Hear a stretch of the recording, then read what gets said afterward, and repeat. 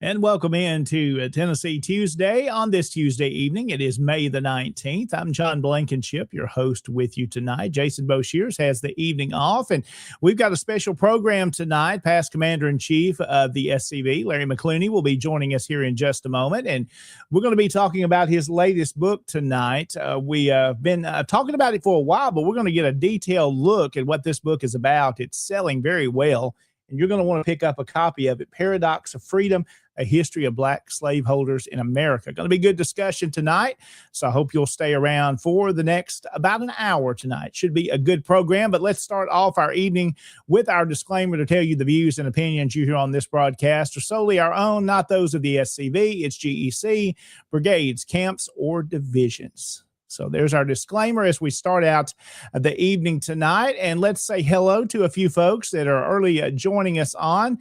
Mr. Owens joining us tonight from Virginia. Hope he is doing well. Good to see him. And a lot of our regulars on with us tonight. Mr. Steve Reed, who is the new camp commander of the A.N. Wilson Camp 2364, which is a brand new camp in the SCV. So we're glad to have him with us tonight.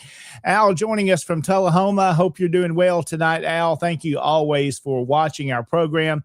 Also, a shout out to Daniel. He joins us this evening and each week on Tennessee Tuesday. We definitely appreciate your viewership and support. Also, Chuck Roydhouse, of course, from the General Hatton Camp in Lebanon and the McLemore Brigade. Good to have Chuck on with us tonight. Johnny Jenkins also joining us from Springfield, Missouri. Hope all is well up just a little north of me here. Roy Hudson joining us tonight. Of course, Roy and Linda on watching this evening. Good to see them and glad to have them a part of the program tonight as well. David Daniels is, I believe, back in Gainesboro. I know David's been traveling. David, good to hear from you this evening. Also, Ryan Rogers joining us there from the Alabama division. He says to please continue to pray for our camp and the family of the late adjutant and brother Harold there. We'll remember him definitely in our prayers, the family there, thinking about you guys in Alabama. Also joining us from just up the road from me in Kentucky tonight, of course, Kyle Thompson there Let's see. He was broke down in Nashville this weekend after visiting headquarters. Ooh. Hope it wasn't too bad. Good to hear you're back home, and hope you're safe up there weather-wise as well. David Pope, of course, in the Valley of East Tennessee, joining us tonight. David has a show on Friday evenings, and we'll be talking about that throughout the program tonight as well. And, of course, the Florida man, Sean McFall, joining us, who also has a program on the network, and we'll tell you more about his show coming up tonight as well. So we've got a great program. Hope you'll stay along with us for the next 2 hours. And joining us 2 hours, man, we're going to be long tonight, Larry, if I've already got 2 hours in mind. And somebody told me past Commander-in-Chief Tom Strain, when we were up in East Tennessee for the Tennessee Division reunion, he said, man, you and Jason talk forever. I'm like, man, you get us going, we'll take this show 2 hours. It have to, but Jason's not with us, so we'll be a little shorter tonight. But we're glad to have Larry McCluney join us. So Larry McCluney is our guest tonight. He's a past commander-in-chief of the SCV and also an author who has several books under his belt over the past several years. We're going to talk about one of those tonight, Paradox of Freedom, which is one you've heard us advertising on SCV Chat for a while now, and many folks have a copy. I've got a copy right here, and we're going to be going through that, talking a little bit about it tonight. Now, again, we're not going to give away everything because we want you to buy a copy so you can read it for yourself. But a great research Larry did, I know, for over 3 years he worked on this book, and an excellent book that you're going to want to pick up. So let's welcome him into the show tonight. Larry McCluney. Larry, good to have you. Hey, it's great to be here. Thank you for inviting me. Absolutely. Well, let's talk about in this segment a little bit, Larry. Folks that may not know you, of course, you're from Mississippi. You've served as the commander-in-chief of the SCV. Tell folks that may be watching tonight, who is Larry McCluney, not just in the SCV world, but outside of that. I know you're an educator and an author. Let folks know who you are. I just retired a year ago this month as a public school teacher after teaching for 33 years and 29 years as a college instructor in history. I have a BA and MA in history. My students used to call me professor all the time, even though I didn't have a PhD. But I think I've done everything there is to get a PhD except just go to school and get the sheepskin itself. There you go. I have a lovely wife. We've been married for 33 years, been together for 35. Annette, I think you've met her, John. I have. Absolutely. She's usually my right hand everywhere I go, stuck to the hip. And, I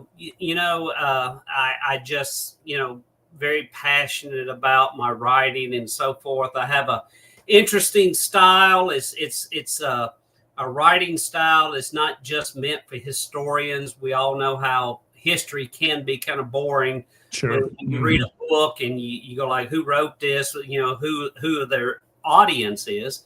And I write for readers, and I put a lot of research into it.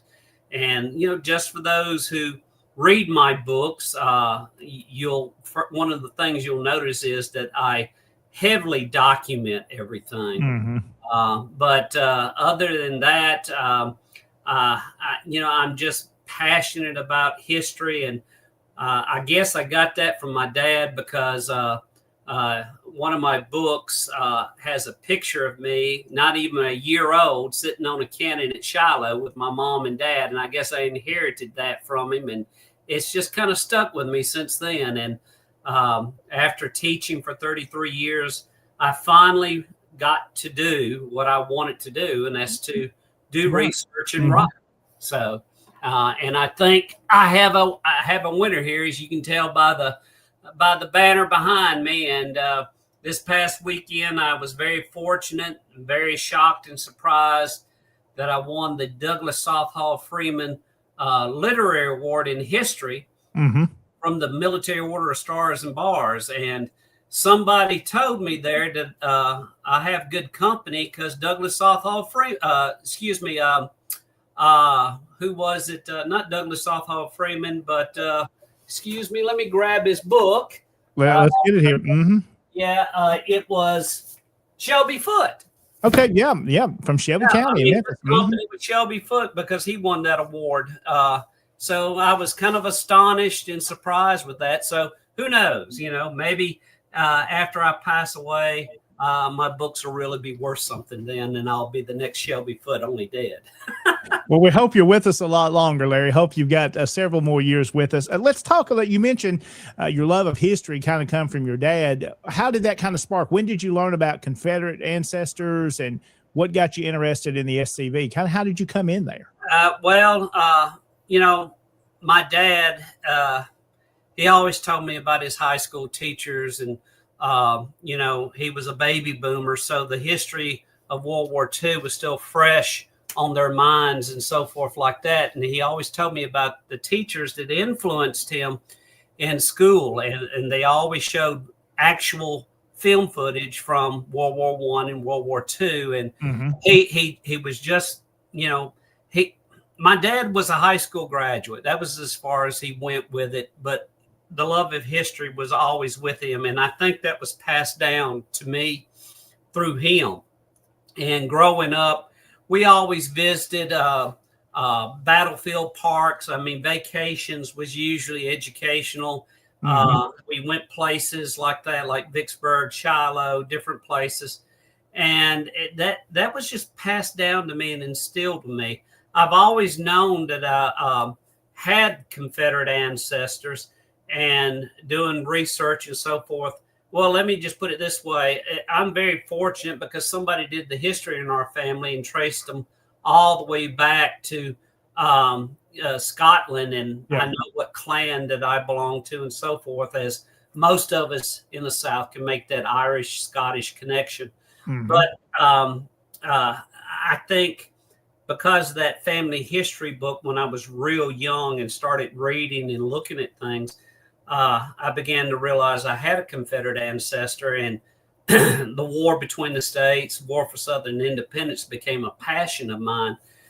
Some people say, I guess the best way to put it is they still hear the guns. Yeah.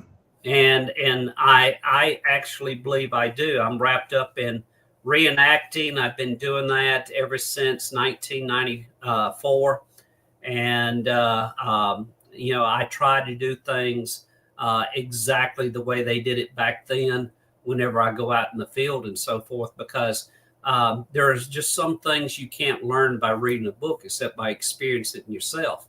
But my love and passion for history, like I said, was passed down from my dad. And I know right now, for what I'm about to say, my mother's probably rolling over in her grave too, because she was a Yankee.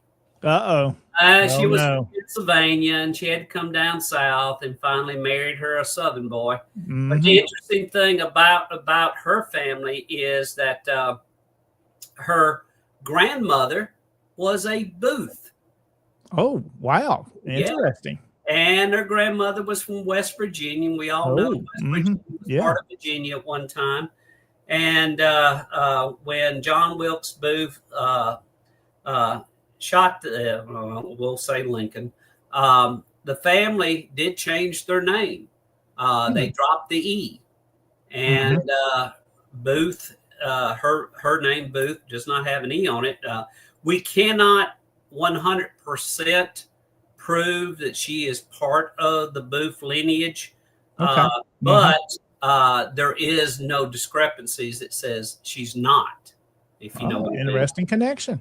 Yeah. So I got that from her side. I've got this from my side, and just by my readings, I have discovered 20 Confederate ancestors, and I know they're all mine because McCluney's not a name that it's not a very common. Yeah. It's a good Scotch-Irish name, and they all have McCluney for the last name. So, well, of course, Larry, a lot of folks know you as General Beauregard, as you portray and reenact. And tell folks how did you pick Beauregard? What was your interest in him? I had no interest. Oh, really? Oh, wow. I had no interest. Of course, Dr. Kurt Fields, who portrays U.S. Grant. Spitting image. Oh, yeah, absolutely. Looks just like him. Oh, yeah. He's the same height and weight and everything, same demeanor. And he's always in character. He's always in part. Even in public life, he carries those qualities. because he studies the man in and out. And, a lot of people don't realize that he's an SCV member as well. But he talked me into it. He said that I have the same height and weight.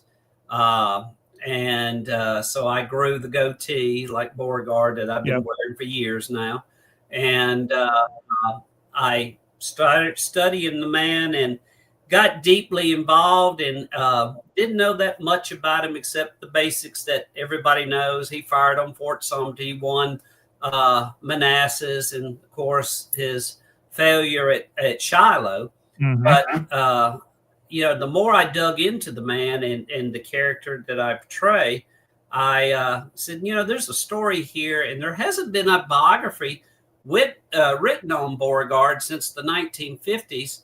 And so that was one of my books. In fact, that was my third book that I wrote, was a biography on Beauregard called In Beauregard's Defense. And I point out in there that he is the second most victorious general in the Confederate Army next to Lee. Oh, wow. It's just that people only remember him for his loss at Shiloh. And he kind of gets a raw deal because, and I won't give the whole book away because people can read it, but I call it in Beauregard's Defense because I defend him for his actions at Shiloh and thereafter, because he gets into kind of like a feud with Jefferson Davis. Davis sent him west because he was nominated by the Confederate Congress to run for president in 1862 in February. And Beauregard declined it anyway and decided he wanted to get away from the politics and all. But other than that, I live here on the Mississippi Delta. My first book was called The Yazoo Pass Expedition. And I actually live less than 5 miles from Fort Pemberton. And my inspiration was Henry McCabe. He's been dead now for about 10 years. He stayed on me for years to write the book on the Yazoo Pass Expedition. And I finally did, got it published about 1.5 to 2 years before he passed away with dementia. But I wanted that published, and it's the only book out there on it. You can find a lot of stuff on the expedition and a lot of different histories. It's the only standalone book, and it's, for some reason, this newest book I've written is really brought to life a lot of my older books because sales have increased on those as well, especially in my first one. My first one's really picked up at Yazoo Pass because metal detectors, believe it or not, these people who look for artifacts wanted the book to get the maps and things like that. Oh, wow. That's perfect. So, but other than that, I'm a kind of a simple, laid-back guy. I did the 2 years as commander-in-chief and got a lot done pushing us forward, trying to modernize the organization and drawing young people in. But I'm happy now to just sit back and support the SCV and in any capacity I can. A lot of people want to call me, past commander-in-chief, but I'm just a regular member like everybody else. Well, great job you do. Of course, you mentioned the books there. The first book, Larry, of course, as you grow, how have you felt like you've grown in your writing since the first book? My first publishing company, which was History Press or Arcadia Press out of South Carolina, one of the things that kind of, I guess, perplexed me was that they told me, don't write any more than 150 pages. That includes bibliography, the notes, everything like that, including pictures. Because it said today, if it's more than 150 pages, people won't read it because people don't read. And, I decided to venture off further because I had so much more I wanted to write outside of 150 pages. And I really rely upon my readers' opinions. I always ask people when they buy a book, I give them my business card and said, email me. Tell me what you think. I want to know your opinion because writers cannot grow unless they get feedback from the writers. Readers. And, it's helped me mold my books. In fact, this last book right here, the newest one that we're going to talk about tonight, my editor, who read the book and made suggestions and so forth, I wanted a non-political book, which, of course, people will say, well, it's going to be political because of the subject, but it actually is not a political book. It's a history. It's a narrative history, but the editor is from Australia. Oh, wow. Okay. I wanted somebody who was non-biased, was not going to take one side or the other. And he was very, very helpful. In fact, he is I would say he's a member of the Australian version of the FBI we have here. He's a historian. He was born in Canada, got a degree in Canada, went on to England, got his master's there, and then moved and married and lives in Australia. And he was very critical of the book. If there was something that he said that's just not going to float or jive, he didn't pull any punches. He was very upfront and honest. And believe it or not, you wouldn't believe the sources that he sent me that's in Australia on the subject. Australia had a keen interest in the war and what was going on in America at the time. He sent me a lot of newspaper clippings and things of that nature, which were very, very helpful. But my good friend in Australia, we got down to the last chapter of the book, and he says, Larry, you're going to have to rewrite that last chapter. He says, everything else was great. I have to rewrite the last chapter, which kind of went against my principles, because the last chapter focuses on blacks going through the war, free blacks who owned slaves going through the war, and the emancipation and Reconstruction. And he says, Larry, you're too biased. You need to take a step back. I know with your background, SCV and Southern beliefs and values, you're going to have to present both sides of the issue. You're going to have to present the woke side as well as your side. And he said, it's going to have to take a rewrite. And so I went out, and the top woke authors out there, Divine, who wrote Confederate Emancipation, please, y'all, unless you just want to read a bunch of woke garbage, don't get it. Gallagher, these are top Civil War historians, even McPherson. And they said absolutely there were no blacks whatsoever in a combat role that served in the Confederate Army. Those that were involved were forced. And their point that they make is that if there were, how do you prove it? Because look at Confederate muster sheets. Sure. And nowhere on Confederate muster sheets shows the race or even the sex of these people. I mean, you look at a muster sheet that says John Smith, and most African Americans at the time had English names that was given to them by their owners or passed down through family. So how do you tell if John Smith's black or white? You can't. But if you look at federal muster sheets, they distinguish the unit, whether it's United States colored troops, or if we knew for a fact the regiment, like the 54th Massachusetts, is black. So that was the point that they were making. If there were any troops, you would find them in the muster rolls. So I made that point, and as a result, here we are in the 21st century, more and more African Americans who actually served in the Confederacy are starting to be brought to light, brought to surface. It's true. They are. Their point that they make is that no Confederate troops were authorized by the Confederate Congress till March of 1865, which is a fact. But that was for the Provisional Army. There were no provisions for state troops. The state governments could actually put blacks in their state units. And just as I published this book, It was too late. It was already sent to the printer and everything.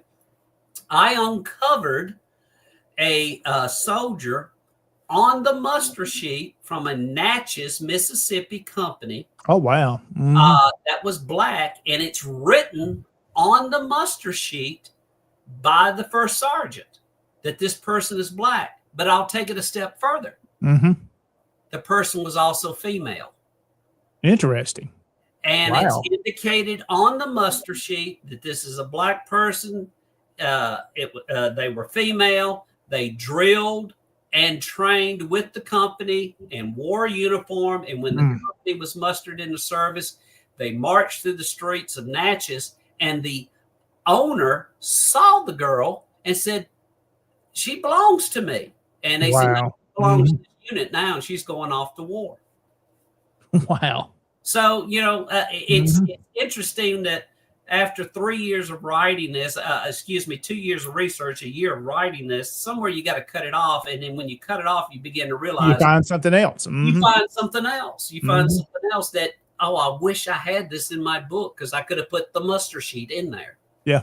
So that's what I love about history, Larry. It's never ending. You always are discovering something. Just when you think you have it all figured out. Yeah. Exactly. Comes to light. And I don't profess to know everything about it, but I got inspired to write this actually about 4 years ago before I retired. Before you get into that, let's take our first break because we'll kind of get into the book. Yeah. And I think that would be a good lead off of how it inspired you to write this and research it. Sure. Well, again, this is a great conversation tonight. Larry McCluney is our guest here on Tennessee Tuesday. He's going to be with us throughout the show tonight. We do want to say thanks to our sponsors, our Patreon members tonight that support the network and the channel, Tennessee Tuesday and SCV Chat, and all the programs you hear. Without these fine individuals, this network would not exist. We need your help and support. Again, you can go to scvchat.com. You'll find a link there of how you can become a Patreon member and support the channel with the names that you see scrolling across the bottom of the screen. Again, thanks to those folks for making it possible tonight. We also want to say thank you to our many regular sponsors that you hear that are a show sponsor. They pay $80 a month to be a sponsor. And let's go through some of those tonight and say thank you to Dr. Chris Cummings, who is in Oxford, Mississippi, modern medicine and Southern hospitality. Dr. Cummings is a specialist in knee pain. So as we get older, we start to deal with that. So Dr. Cummings, again, one of our sponsors tonight here on Tennessee Tuesday. Also, 31strregengraving.com, the 31st Regiment Engraving. You see some of the products that they make there and can specialize and customize for you. You see the bracelets there, one of those we see out a lot. So we appreciate them tonight and their sponsorship here of Tennessee Tuesday. Also, other sponsors tonight, of course, our very own Larry McCluney, who is our guest this evening, and Paradox of Freedom, which we're going to be talking more about coming up here in just a few minutes. And we also appreciate Larry's sponsorship of our network tonight. Beauregard's Tailor, again, you can visit their website, beauregardstailor.shop. They do a wide variety of things of t-shirts, reproduction flags, lapel pins, and more. Visit them to learn more. And thank you again to them for their sponsorship as well. I got to visit the museum at Market Hall back when the National Convention, the SCV Convention, was there a couple of years ago. A wonderful museum in Charleston, South Carolina. Their motto is that the flag is out, they are open. The regular hours are Thursday through Sunday from 11 until 4. The museum at Market Hall since 1899. One of our sponsors also on Tennessee Tuesday. And finally, tonight, our regular show sponsors, the Sam Davis Home and Museum, which is in Smyrna, Tennessee. You need to make your trip up to Smyrna, spend the weekend there, and tour the property. And you can see the many different things inside and outside of the home, and also visit the grave, the boyhood hero of the Confederacy, Sam Davis. So make sure you visit his home and museum to learn more about opportunities where you can become a member and help support the work at the Sam Davis Home. You can visit samdavishome.org. Our sponsors tonight here on Tennessee Tuesday. We're going to go ahead and take our first break. We'll come back after this. We'll be talking more with Larry McCluney tonight on Tennessee Tuesday. Was your great-grandfather a traitor or a patriot? Today's politically correct are trying hard to take away the heritage of the brave Confederate soldiers who fought and died for their land. But one thing is certain, they can't change history. Those Confederate soldiers were fighting for the same reason soldiers fight today, They were fighting against homeland invasion. We believe that the desecration of the bravery, patriotism, and honor of those men should not be allowed. They were outmanned and outsupplied, but they were never outfought. They were proud men who believed in fighting to protect their dignity, their homes, and their families. If you're the male descendant of a Confederate soldier, we'd welcome you to join with us in the preservation of that heritage. We're the Sons of Confederate Veterans. Check us out on the internet at scv.org or call us at 800-MY-SOUTH. That's 800-697-6884. Sons of Confederate Veterans, dedicated to preserving the reputation of men like Robert E. Lee, Stonewall Jackson, and your great-grandfather. Major James Daniel Richardson, 1843 to 1914. Major Richardson of Rutherford County, Tennessee, was a Confederate veteran, statesman, and historian whose life reflected both service and leadership.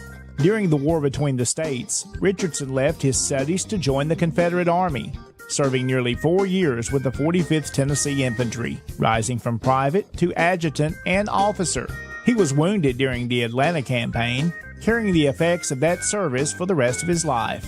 After the war, he returned home to build a distinguished career in law and public service. Richardson served in both houses of the Tennessee General Assembly before representing Tennessee in the U.S. Congress for 2 decades, eventually becoming House Minority Leader. He also became a noted historian, compiling the messages and papers of the Confederacy and preserving important records of Southern history for future generations. Remembered as a devoted Tennessean, Richardson's life stands as a lasting example of service to his state, his people, and his heritage.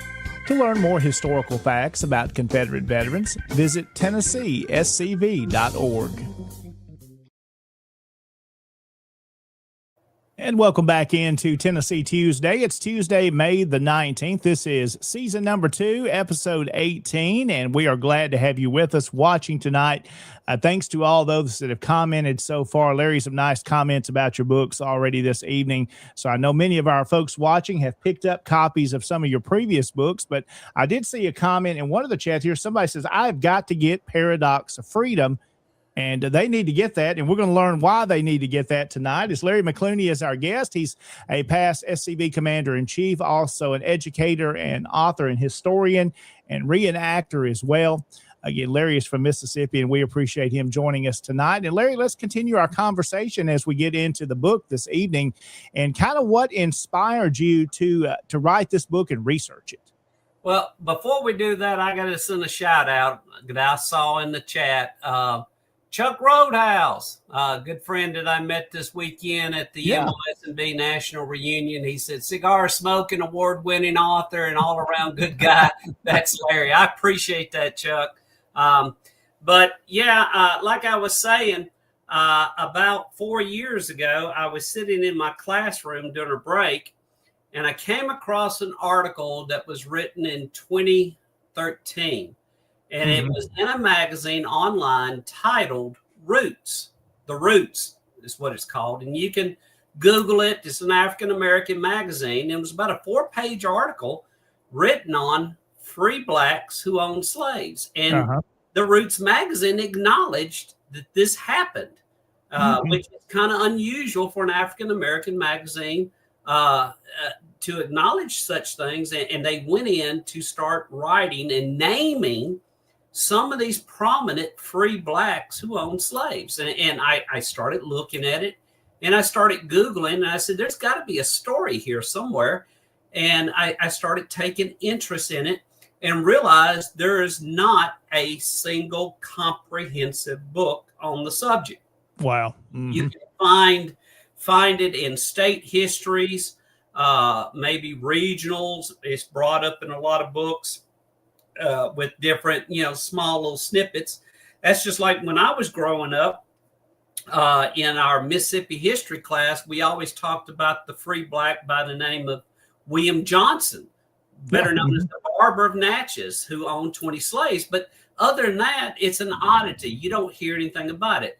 So I took that article and I started researching, and I came across Dr. Carter Woodson. Dr. Carter Woodson is the father of Black History Month. And he wrote the Encyclopedia of Negro History. And one of the features of my book, which is where I really started at, was that he had the 1830 census, census, and I was just fascinated by looking at it. He broke it down. Every state in the U.S., north, south, east, and west, had free blacks who owned slaves, including the territories. And like I discussed with you, John, the Arkansas was a territory at the time. They had one free black who owned 4 slaves, and his name was Free Bob. Yeah. You know, it was just fascinating because from 1830 to 1850 was the high point of free blacks who owned slaves. Is when they became the most prosperous and most prominent and so forth. So I started researching, and I came across, of course, everybody knows about the 1619 Project. Sure. Where they say that's when slavery started in America. It's not true. It is not true. It is just a political thing. But slavery, as we know it, African slaves, started in the colonies, not in the English colonies, but in Florida, a Spanish colony in 1526, if I remember correctly.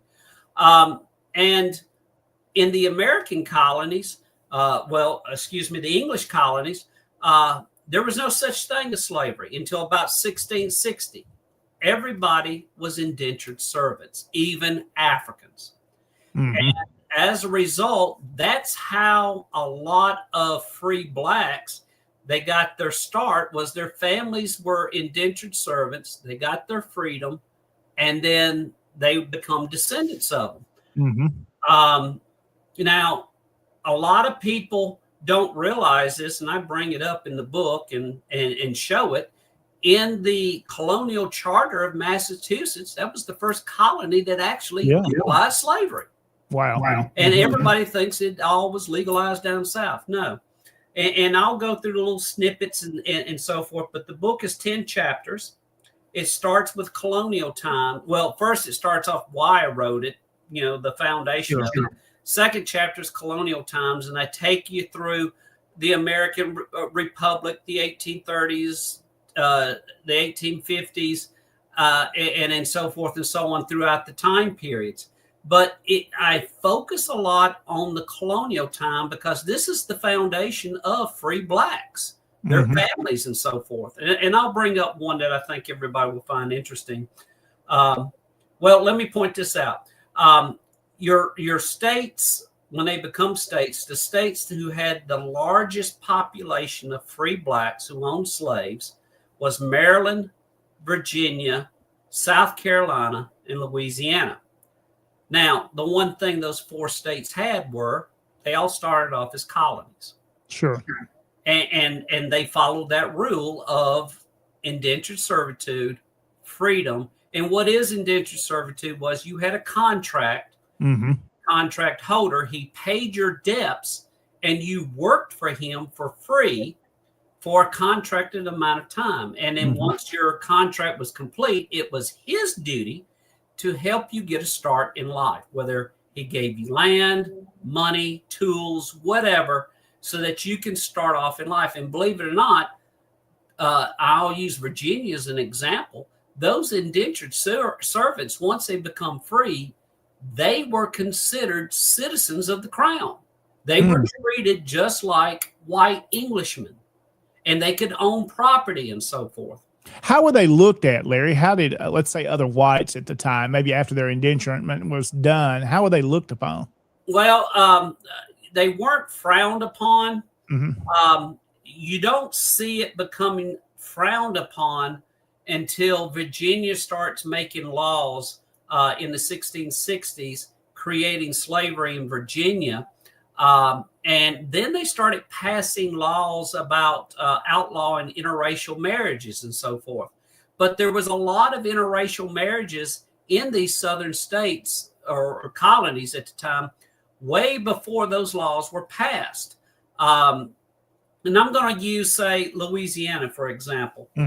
There was an African, her name was Coin. Her French name was Marie Therese Metoyer. And she married a Frenchman when Louisiana was controlled by the French and the Spanish. And she lived in Natchitoches, Louisiana. Mm-hmm. And her and her husband had several children together. Of course, they would be mulattoes, half-breeds.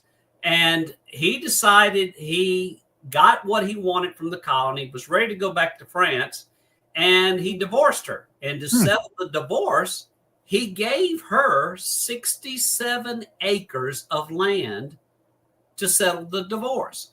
He went back to France, and what does she do? She takes that 67 acres, and that's in the mid-1700s. By 1816, when she dies, she had 12,000 acres. Oh, man. A huge plantation. She owned slaves. And when she dies, and if you can look at the banner behind me, this is her son and daughter, and they would continue the plantation after she dies. And that plantation today is a state park in Louisiana, and they tell her story. Wow. Mm-hmm. And that's just an interesting aspect right there. They would become very highly educated young people growing up in French Louisiana and so forth. The book is full of stories like that. I bring to life and I humanize these people and show that they were no different than us. And they tried to, I guess the best way, the points I try to make is, some people say, well, why would black people want to own black slaves? Well, same reasons. One, benevolence. They owned family members to protect them. Yeah. Number two, they owned them for economic reasons, the same reasons why whites were buying slaves. They owned them for social reasons because they wanted to lift their bases up from the positions they were in to aspire to become wealthy and socially known. And a lot of them were very accepted in white society at that time. The book has several stories on people like this. You mentioned William Johnson from Natchez, Mississippi. Mention a little bit about him, Larry, because I know you know a little about him, and folks may not. I know he was a free black as well, correct? Yeah, well, he was born into slavery. His father was white. His mother was black. He was born into slavery, and his father had a conscience. He said, I will not own my son. Mm-hmm. And he freed him. He made sure he got a basic education. And then when he was old enough to go out on his own, he learned a trade to become a barber. And he had great business sense. He would take that money, invest it. He would own barbershops in Natchez, Port Gibson in Mississippi, Vicksburg, Mississippi. He owned a freight line. He owned bathhouses. He owned bookstores. He also was a money lender. And most of his, it was hard sometimes to go to banks to get money if you weren't established, if you didn't have a line of credit. And his number one customers that borrowed money from him were white politicians, believe it or not. Mm-hmm. He was very well accepted in the Natchez society. In fact, he will be murdered. Mm-hmm. He'll be murdered in a land dispute by a neighbor that lived a couple of houses down, who was also of color. It was a mixture of Indian, white, and African. Mm-hmm. And his son, William Johnson's son, witnessed the murder. And at that time, there were laws that said blacks could not take whites to court for felonies like this and so forth.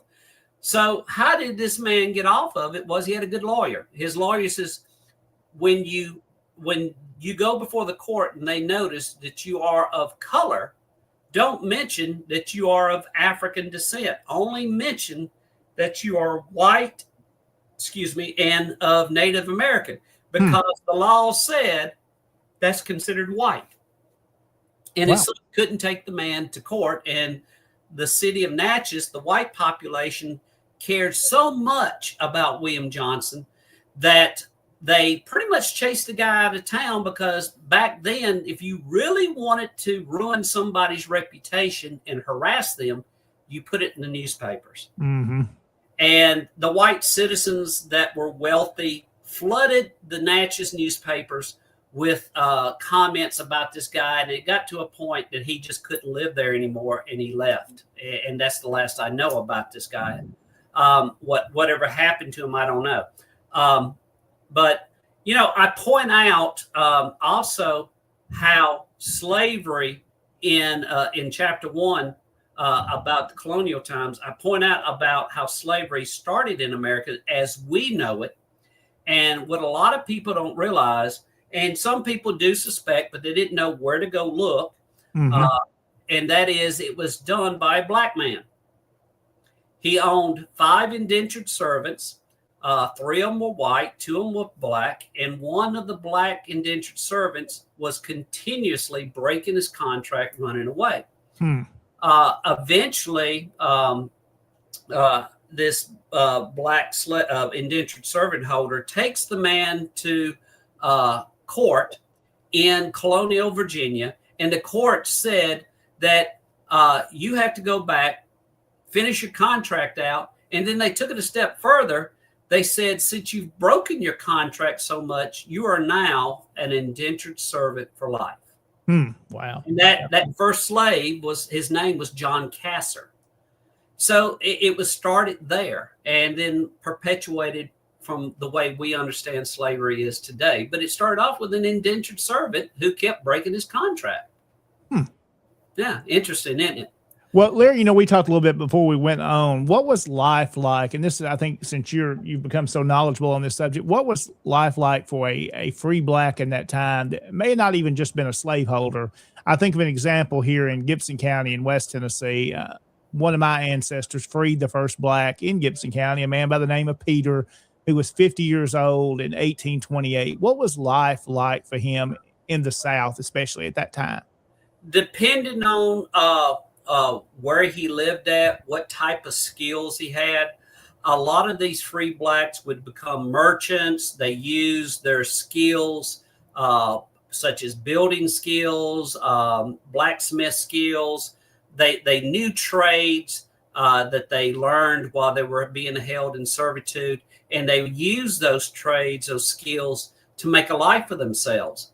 But let me paint this picture. Just because you were free, you couldn't go just anywhere you wanted. A lot of the different state laws at that time stated that once you were free, you either had to leave the county or the state.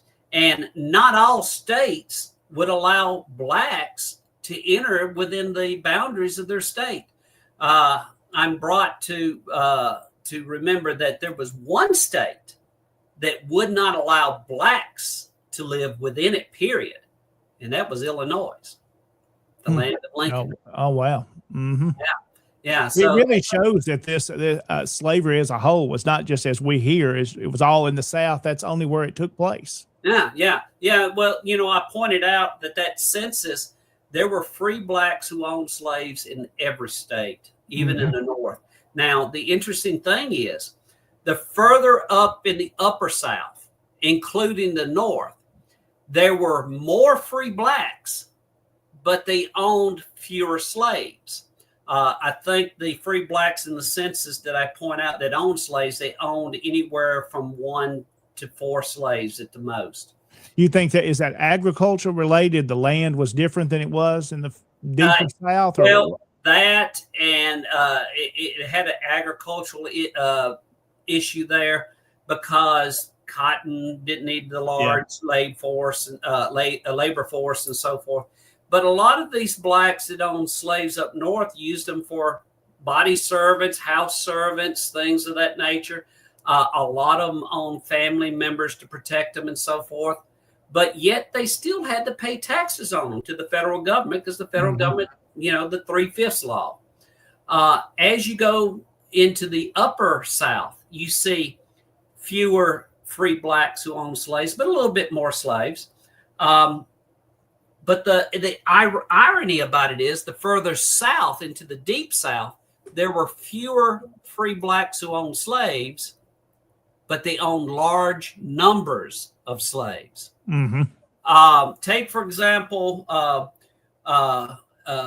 William Ellis of South Carolina. By the time he dies, it was estimated that at one time he owned somewhere close to 200 slaves. The day he dies, he had 171. But somewhere in that time period, he owned a maximum of 200 slaves. That's even unheard of by white slaveholders. Let me ask you this, Larry. This is an interesting question that comes to mind. What was it like? Let's maybe using him as an example. You may not, these facts just may not be known. What was the like for the slaves that lived and worked on these plantations under these black slaveholders? What was their life like? Very good point. There was a Jewish abolitionist who traveled throughout the South. Olmsted, Frederick Law Olmsted in the 1850s. And he wrote a book on the cotton states. And he wanted to travel through every state that had slaves. And he wanted to compare them, how slavery was. By the time he gets to Louisiana, he finds a black slave that he was interviewing that was owned by a free black. And he asked the slave how he felt about being owned by a black man. And he said he didn't like it. He didn't like it at all. He'd rather have been owned by a white man because he said we would be treated better by whites than we would black slave masters. Yeah. Not the answer I was expecting, but William Johnson that you brought up, the barber of Natchez, we know about him because he kept a diary, and all of his children were highly educated, went to Catholic schools in Natchez and in New Orleans. They were extremely educated. But the interesting thing is, in his diary, he points out he does not write and come out and say he beat a slave. But he does point out in his diary, he wrote daily all the time, whether it was just, a couple of lines or something major that happened that day.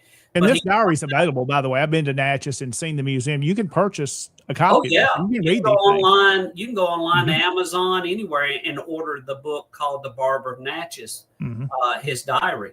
But there's a passage in there, it's like a one line. He said one day that he was having problems, and I cannot remember the slave's name. I believe it was Nate. Says, having problems with Nate today. We'll have to correct that problem. The next day he writes, I don't have any more problems with Nate. Now, he doesn't say he beat him, but it insinuates something occurred. Something occurred to correct that measure. And I did read somewhere that William Johnson wrote in his diary. He said that I am the father of my slaves.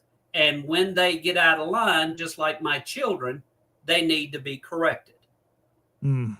He doesn't say he spanks them or beats them. He just says. But you can read between the lines and start. You can read between the lines, And I've in my research, I read about the buying and selling of slaves by these slaveholders.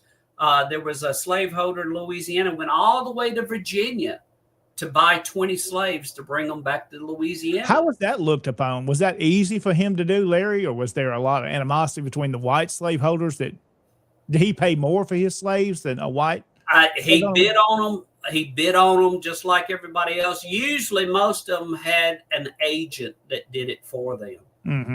But it was nothing uncommon for them to show up at slave auctions and bid on them just like the whites did. And let me say this. If you look at the cover behind me of the book, there's two major colors that are being presented. A brownish color standing for mulattoes. And if you look at the spine of the book, it's black. Black standing for the Africans who were here in America who owned slaves. Now, I give credit to Frank Powell, the publisher of Scuppernong Press, who did this. He published my last 3 books. It was his idea to do this.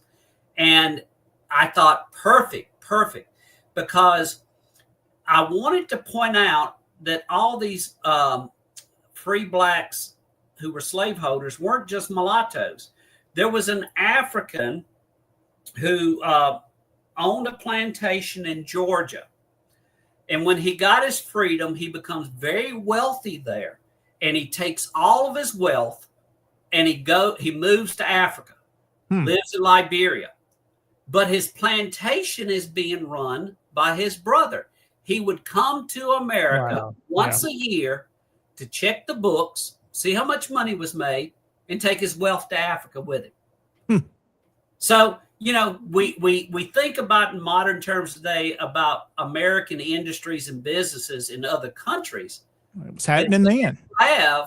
Here you have a black man owning a plantation in America, but the only time he ever comes here is to check the books, see what profits are made, and so forth, and take the money back to Africa. Larry, this is stuff that people don't know about. It's been covered up, whether intentionally or just not talked about and forgotten about, that this is a real thing, and you can document it too. These are not just theories and ideas you put together. I would say about 70% of the book is primary material. You can look at it. It's either books written of the time, biographies, diaries written at the time, newspapers that were written at the time, and so forth like that. The interesting thing, though, I will point out, is that these people were no different than the whites of the time period. They wanted to lift themselves up on a social scale. That's the reason why you start seeing the free blacks who owned slaves in the Deep South starting to own plantations. They felt like, to become socially accepted, we must follow the leader. Do as they do. Do as others have done. And, you know, that was the goal, to become a planter, to be wealthy, socially accepted. And a lot of these free blacks were. And as a result, the old saying about keeping money in the family, as you hear about rich people who married cousins and things like that way back then, it was nothing uncommon for a free black family to get their son or their daughter hitched to another free black who came from a wealthy family. You can marry within your social stratus or marry above your social station, but you did not marry below. And you know, I'm brought to mind about a couple whose family hooked them up in Mississippi. They were both mulattoes, which is a key thing. A lot of these people who were mulatto wanted them to marry mulattoes. And they wanted them to come from free families who had wealth, who had prestige, and they married within that social status to keep the money within the family, to keep the family name, to keep the social standings, and so forth like that. Larry, here's a question I see. Somebody has sent me a message on. They didn't want to ask it publicly, but it's a very good question. We've talked about mulatto, and we commonly know what that means, a mixed race there. The question they're asking is, when a census taker was taking this, were they taken for their word that they were mulatto, especially after the war? What determined that? Well, is there an error to that, or? No, well, you could pretty much tell by looking at someone if they were mulatto or not. You know, was that frowned upon at the time? Let's say you're in Gibson County, Tennessee, after the war. You say that.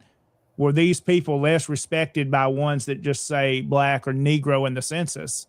Were they looked at different?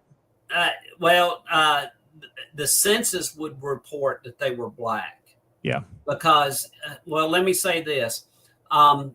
It was not until about 1965 that most southern states had on the books that if you had 1/16 African-American blood in your family line, it didn't matter whether you looked white or you considered yourself white. According to the law, if you had 1/16 black blood in your family line, you were considered black. Wow. Now, Plessy versus Ferguson that creates segregation. Plessy Homer Plessy is his name. And I showed pictures of Homer Plessy to my students, and they look at him and they go like, well, that's a white man. No, he was black because he had 1/16 blood in his line, and nobody knew that he was descendants of blacks like that until a white man who knew his family saw him sitting in the white section of the train. And he complained about it, that there's a black sitting in the white section. And everybody goes, where? There. He says, a white man. No, I know his family. He is descendants of black. Interesting. And that's how segregation got started. Very interesting. Yeah. Well, Larry, this book is available now, Paradox of Freedom, A History of Black Slaveholders in America. Again, you have just recently, tell folks as we wrap up tonight, you recently won an award this past weekend recognizing this book, and I know that's helped you. And again, we'll talk about how can folks get this book. Yeah. You can go to scuppernongpress.com and order it straight from the publisher. Or if you want my autograph on it, it's very simple. You can go to booksbylarry.com and order from there. Softbounds are $20, hardbounds are $30. I try to keep my prices low. I'm not out. I realize I'm not going to get rich as a writer, but I try to keep them low. And the shipping rate is the post office shipping rate, so I keep the shipping rate low. Mm-hmm. I mean, sometimes the shipping rate is less than Amazon that charges. Yep. But booksbylarry.com, you can order straight from there. You can use your credit card, your debit card right there, and it will take your payment. And as soon as a message comes to me, I ship the book out next day. Usually it takes about 4 to 5 days for you to get the book, because I do the postage rate. I don't do a speed rate. That way it saves you money, and I keep the prices low that way. But, Tennesseans, if you really want to get a copy of the book, come to the Forest Boyhood Home Pilgrimage in June, and I'll have a booth set up. And you'll have copies and can get it personalized. And I know I'll show mine here. It's autographed. And Larry, I got mine, I think, in less than a week after I ordered it from your website. So you were one of the first ones that ordered, I think, when it first came out. But go to the website, booksbylarry.com, and you can get that book. And you can read up on it. It's got a synopsis about the book. And it also indicates that it won the Douglas Southall Freeman Literary Award in History. And if you want some of my earlier works, are there as well. Now, a lot of my books, the stock is kind of low because this book, last weekend, I sold out completely of my older books. Oh, man. Yeah, I took 4 cases of books, and I only brought back 1 case. Well, you had a good weekend. Oh yeah.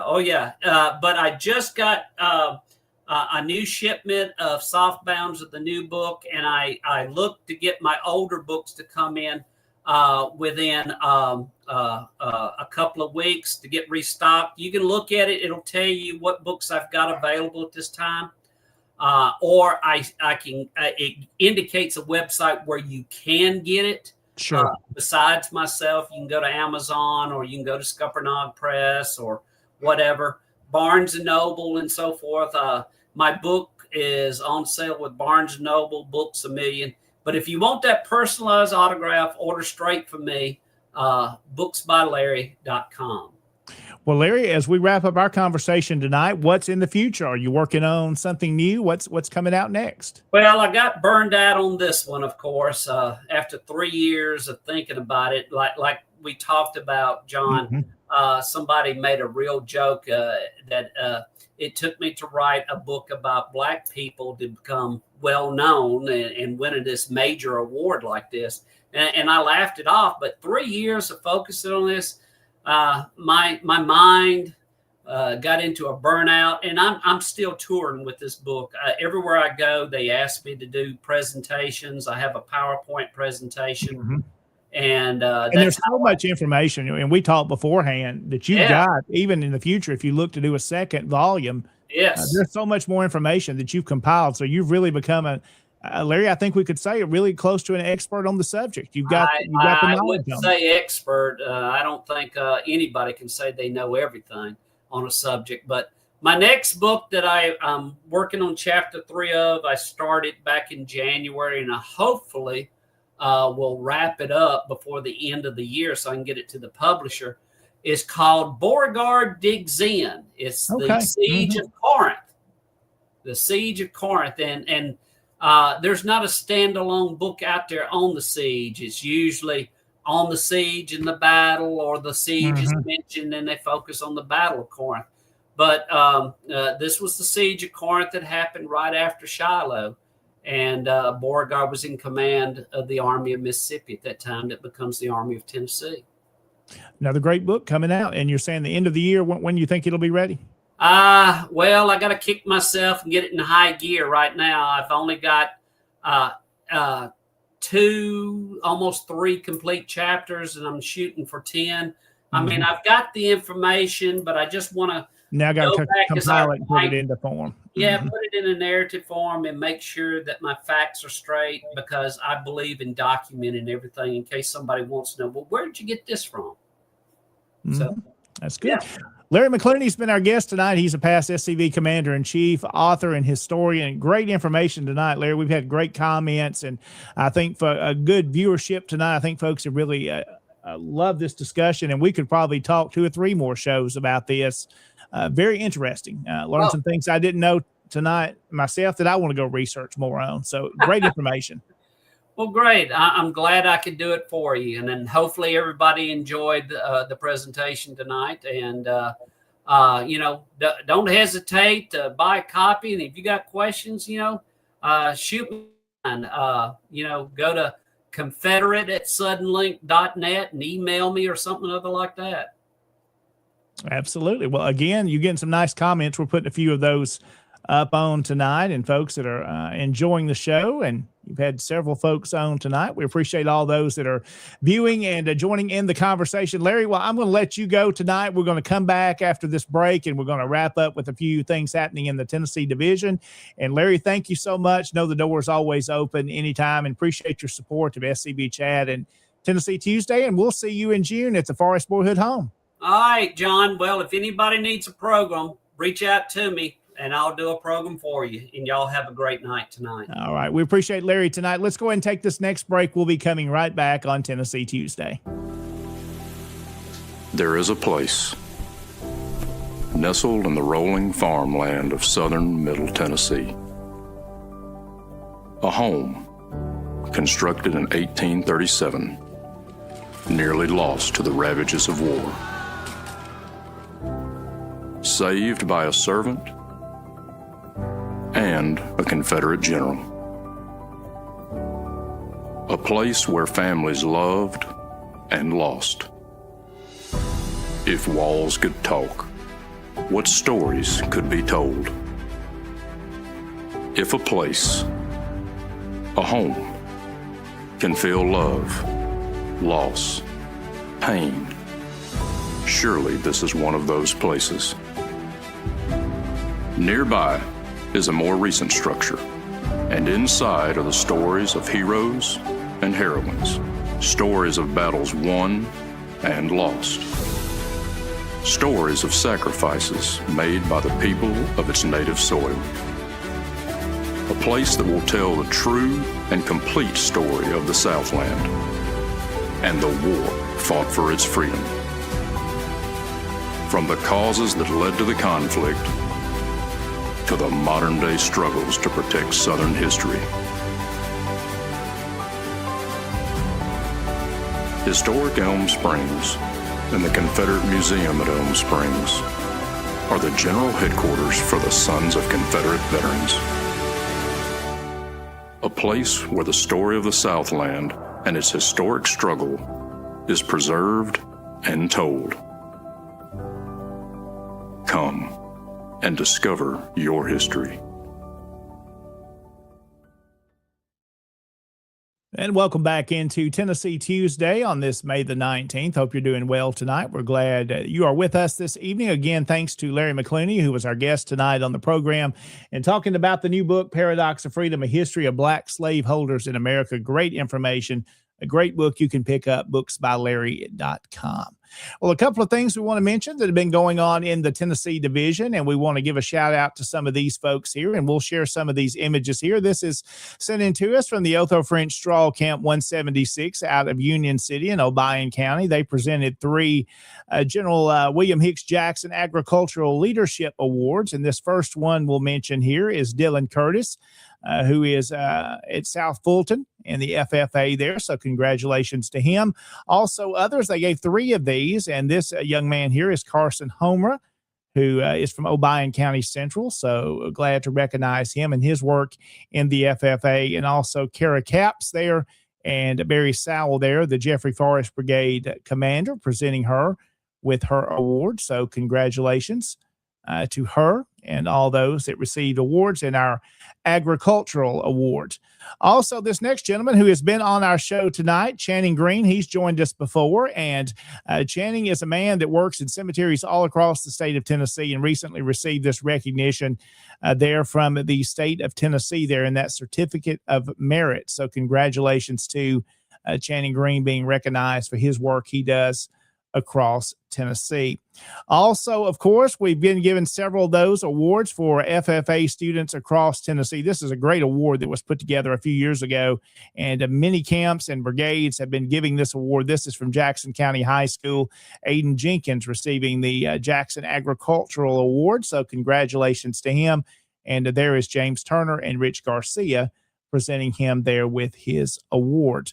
Also, we always love when we have new members join the Sons of Confederate Veterans, and we want to recognize this gentleman, Paul Matheny, who is the newest member of the Champ Ferguson Standing Stone Camp of 2014. So congratulations to him and welcome aboard to the SCV. There he is being sworn in at the camp meeting. So congratulations to him, and we're glad to have him as a member of the Sons of Confederate Veterans here in Tennessee. So there's a few things that have been sent into us.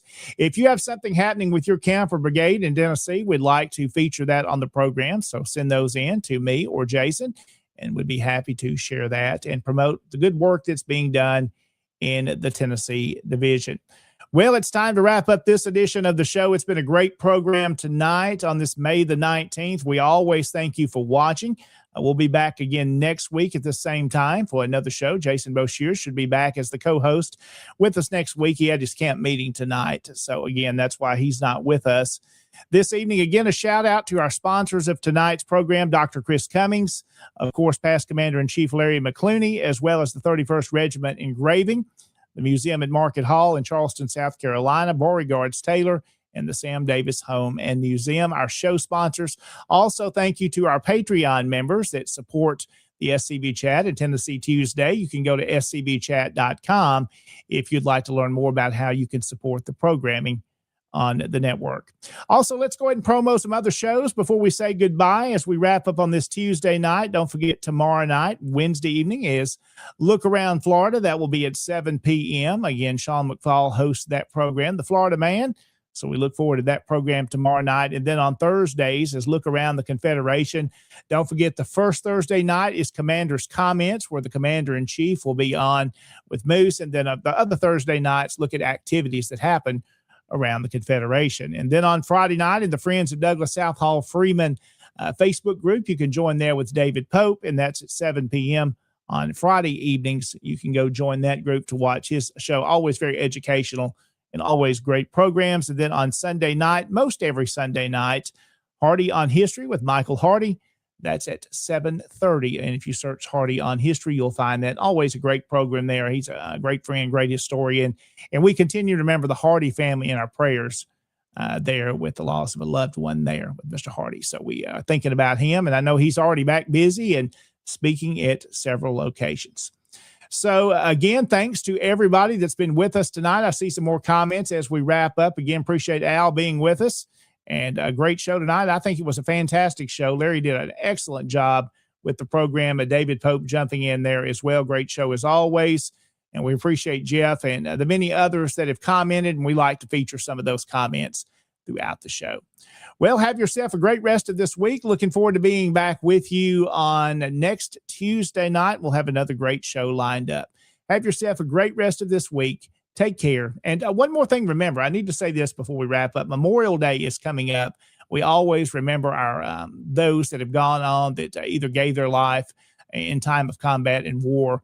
And of course, those that passed on later in life, we remember them on Memorial Day. Of course, Memorial Day in our country with Southern roots, of course, and then Confederate Memorial Day coming up across the South in Tennessee, which will be in June. Remember to get out and honor your ancestors and recognize them by placing a flag or memorial on their grave. And we never forget their service. Have yourself a great night, everybody. Take care and God bless you.